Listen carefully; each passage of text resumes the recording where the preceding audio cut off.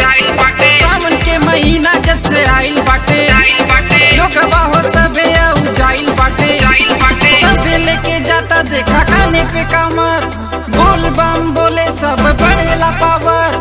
सावन के महीना में गावेला भजन बोला बोल बम भोला के भक्ति में हो के मगन बोला बोल बम।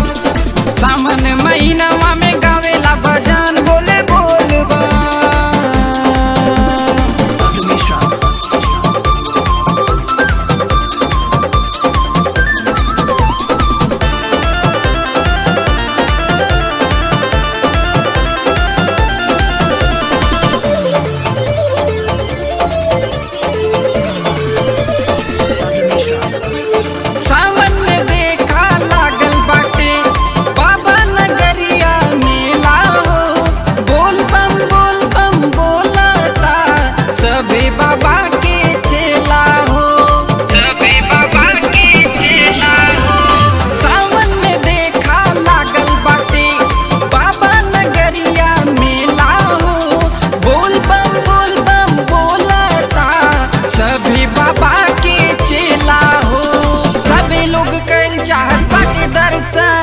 देखा सबे पूजे लाहू बाबा के चरण बाबा के मंदिर चमकेला चमचम बोला बोल बम भोला के भक्ति में हो के मगन बोला बोल बम।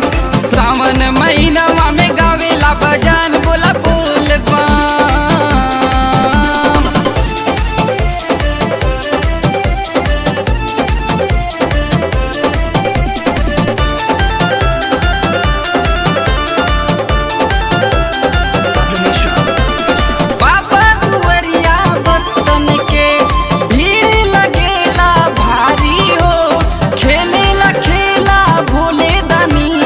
देखेला दुनिया सारी हो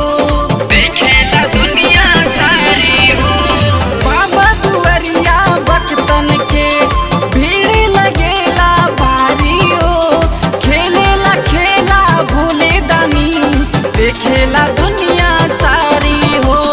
पी के पवन पूजे बाबा के चरण गावेले आनंद देखा भोले के भजन बाबा के डमरुआ बजेला डमाडम बोला बोल बम भोला के भक्ति में हो के मगन बोला बोल बम। सावन महीना में गावेला भजन बोला बोल बम।